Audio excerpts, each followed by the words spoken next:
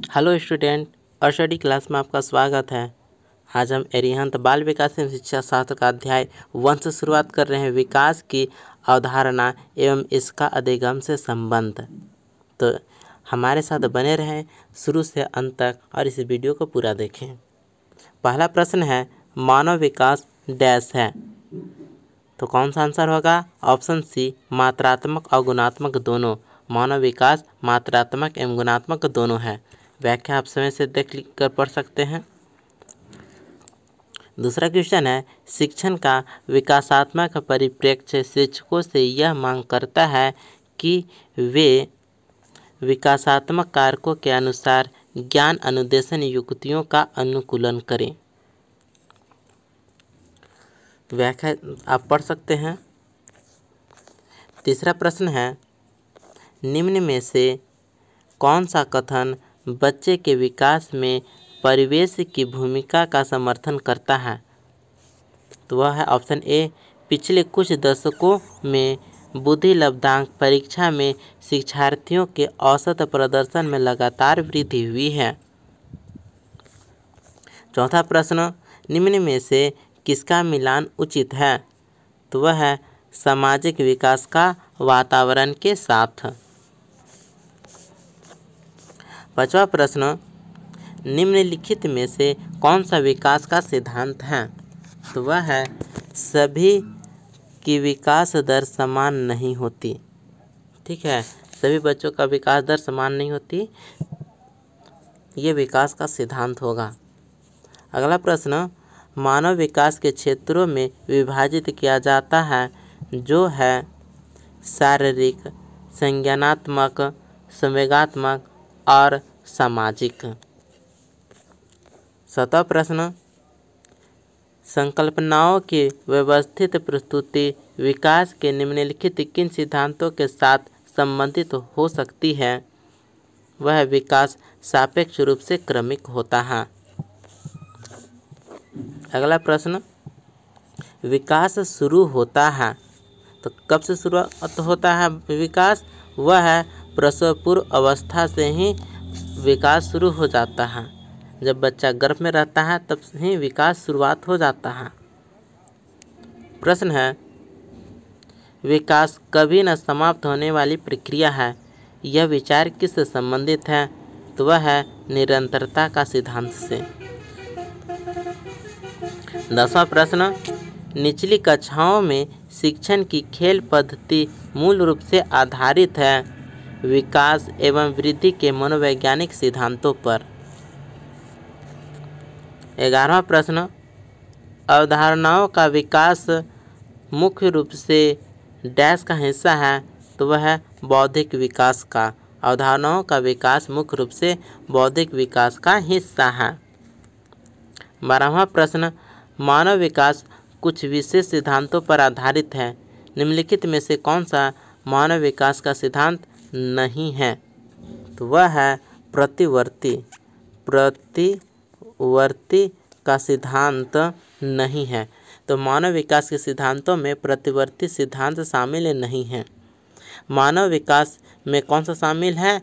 तो वह है सामान्य से विशिष्ट की ओर निरंतरता, अनुक्रमिकता। ठीक है, लेकिन प्रतिवर्ती शामिल नहीं है।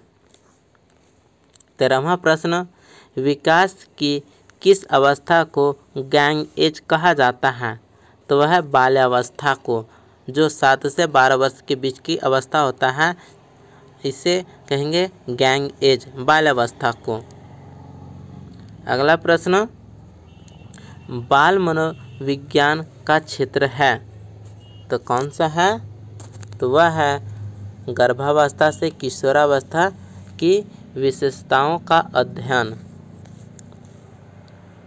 नेक्स्ट 15वां प्रश्न हम देखेंगे। प्रश्न है, निम्नलिखित में से कौन सा वृद्धि और विकास के सिद्धांतों से संबंधित नहीं है? तो कौन सा है? वह वर्गीकरण का सिद्धांत नहीं है। तो वृद्धि एवं विकास के सिद्धांत से संबंधित कौन सा है? वह निरंतरता का सिद्धांत, समन्वय का सिद्धांत और व्यक्तिकता का सिद्धांत वृद्धि एवं विकास के सिद्धांत से संबंधित है, जबकि वर्गीकरण का सिद्धांत वृद्धि एवं विकास से संबंधित नहीं है। अगला प्रश्न, डैश के अनुसार बालक का विकास आनुवंशिकता तथा वातावरण का गुणनफल है, वह उर्वर्त। उर्वर्त के अनुसार बालक का विकास आनुवंशिकता तथा वातावरण का गुणनफल है। 17वां प्रश्न, शारीरिक विकास का क्षेत्र है, वह ये सभी स्नायु मंडल, मांसपेशियों की वृद्धि, एंडोक्राइन ग्लैंड्स। अगला प्रश्न, शैशवावस्था की विशेषता नहीं है, तो वह है नैतिकता का होना विशेषता नहीं है, जबकि शारीरिक विकास की तीव्रता, दूसरों पर निर्भरता, मानसिक विकास में तीव्रता, ये शैशवावस्था की विशेषता है। अगला प्रश्न, मनुष्य जीवन का आरंभ मूलतः घटित है, तो वह है केवल एक कोष। मानव विकास का आरंभ केवल एक कोष अर्थात एक गर्भित अंडाणु से होता है। एक गर्भित अंडाणु में गुणसूत्रों में 23 जोड़े होते हैं, अर्थात मनुष्य की संयुक्त कोशिका में कुल 46 गुणसूत्र होते हैं। इनमें 23 माँ से तथा 23 पिता से मिलते हैं। गुणसूत्र में एक विशेष संरचना होती है जिसे जीन कहा जाता है। इसके द्वारा माता पिता के गुण बच्चों में आते हैं। अगला प्रश्न, निम्नलिखित में से कौन सा कथन सही नहीं है, तो वह है विकास एवं वृद्धि एक दूसरे के पर्यायवाची है, जो गलत है। अगला प्रश्न, एक बालक पहले पूरे हाथ को, फिर अंगुलियों को तथा फिर हाथ और अंगुलियों को एक साथ चलाना सीखता है। यह उदाहरण वृद्धि एवं विकास के किस सिद्धांत को दर्शाता है, तो वह एकीकरण का सिद्धांत। 22वां प्रश्न, निम्नलिखित में से कौन सा मानसिक वृद्धि और विकास में महत्वपूर्ण भूमिका निभाता है, तो वह है ए और बी दोनों। सीखना और परिपक्वन महत्वपूर्ण भूमिका निभाता है।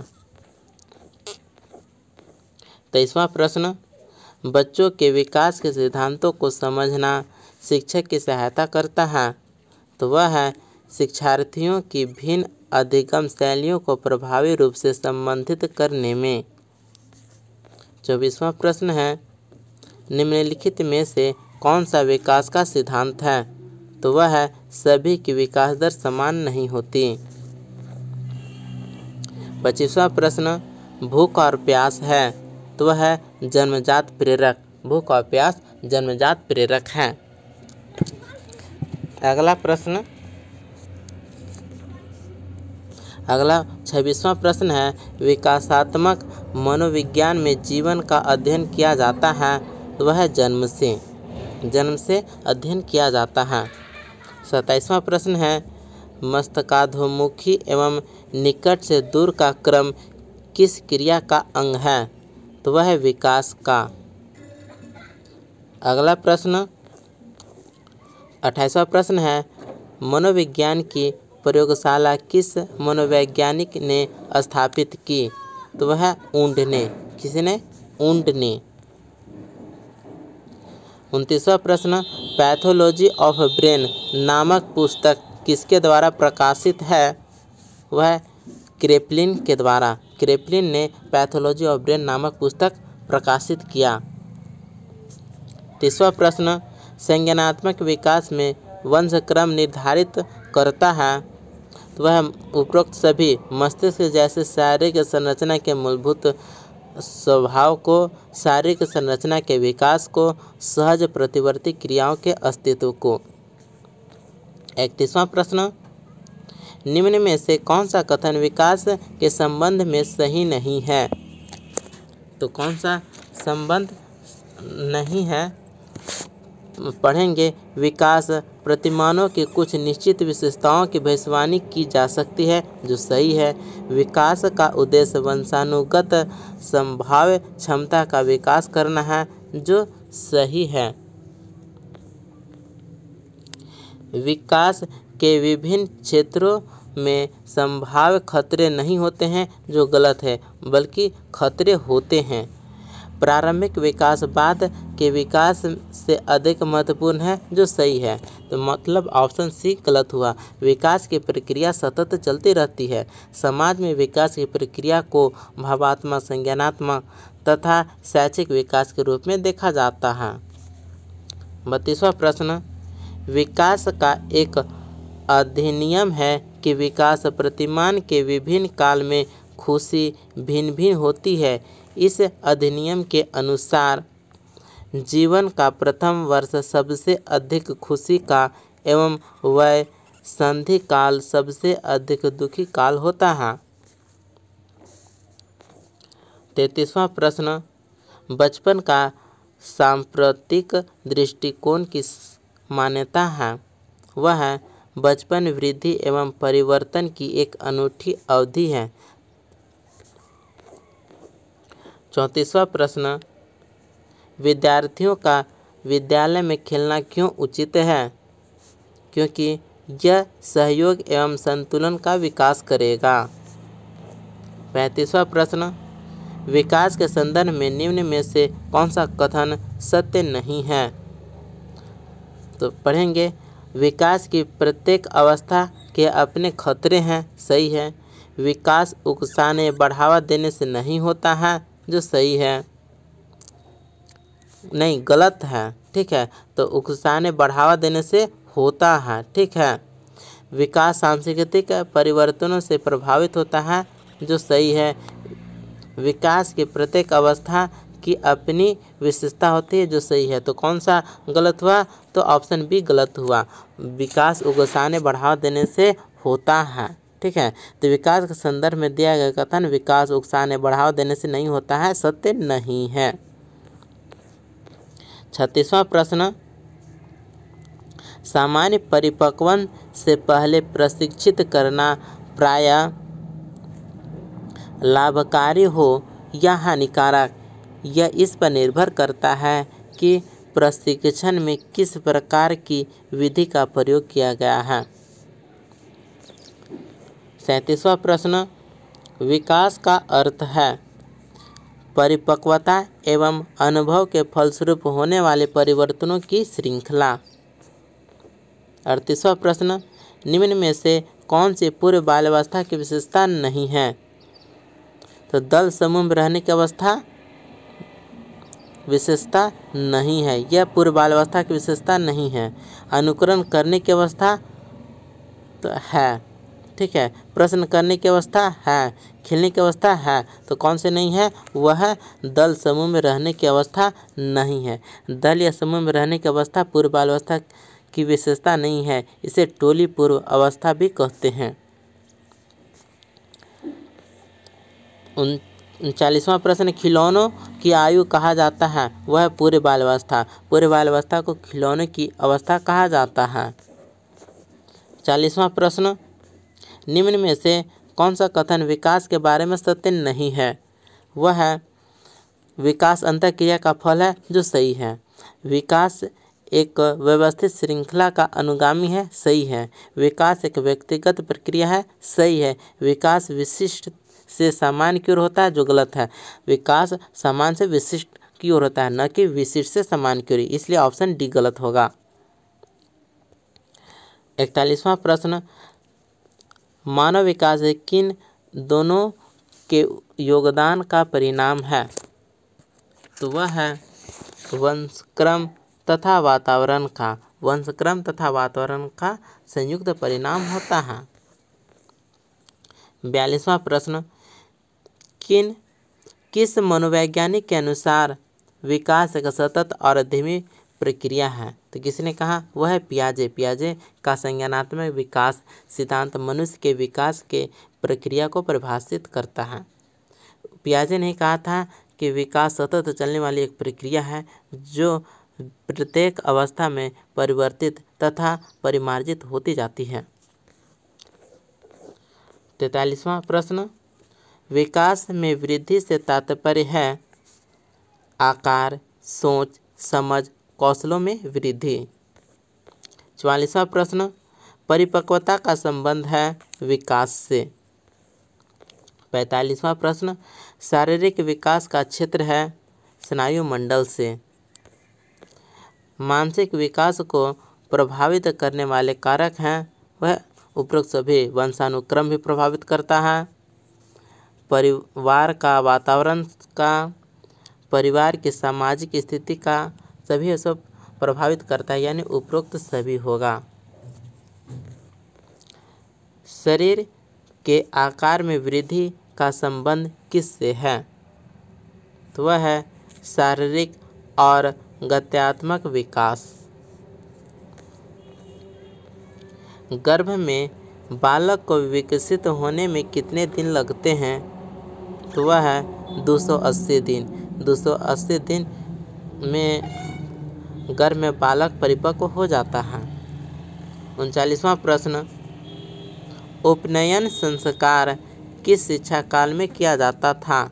वह वैदिक काल में। वैदिक काल में उपनयन संस्कार किया जाता था। 50वां प्रश्न, निम्न में से कौन सा विकास का सिद्धांत नहीं है? तो वह ऑप्शन डी, विकास मशीनी प्रक्रिया है, जो गलत है। बल्कि विकास परिवर्तन की प्रगतिशील प्रवृत्ति है। विकास एक सतत तथा प्रभावी प्रक्रिया है, यह मशीनी प्रक्रिया नहीं है। अगला प्रश्न, संज्ञानात्मक विकास का अर्थ है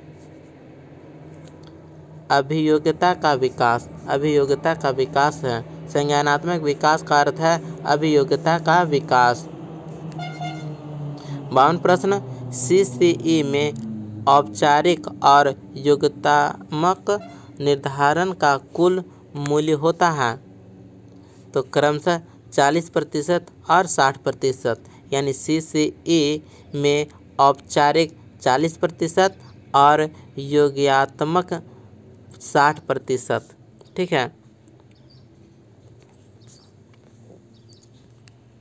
अगला प्रश्न, संक्षिप्त रूप PSRN जो कि विकास से संबंधित है व्याख्या करता है सामान्य हल, तार्किकता व आंकिक क्षमता। PSRN का पूर्ण रूप समस्या समाधान, तार्किकता एवं आंकिक क्षमता। P से प्रॉब्लम, S से सॉल्विंग, R से रीजनिंग एंड N से न्यूमेरेसी, यानी PSRN का फुल फॉर्म होगा problem solving, reasoning and numeracy. 54वां प्रश्न, एक बच्चे की वृद्धि और विकास के अध्ययन की सर्वाधिक अच्छी विधि कौन सी है? वह है विकासीय विधि। 55 प्रश्न, सिफेलोकॉडल प्रवृत्ति के सिद्धांत के अनुसार शारीरिक विकास होता है सिर से पांव की ओर। अगला प्रश्न, गर्भधारण में शिशु के जन्म की अवधि को कहते हैं वह प्रसव पूर्व काल। गर्भधारण से शिशु के जन्म तक की अवधि को प्रसव पूर्व काल कहते हैं, जो 9 महीने या 280 दिन तक मानी जाती है।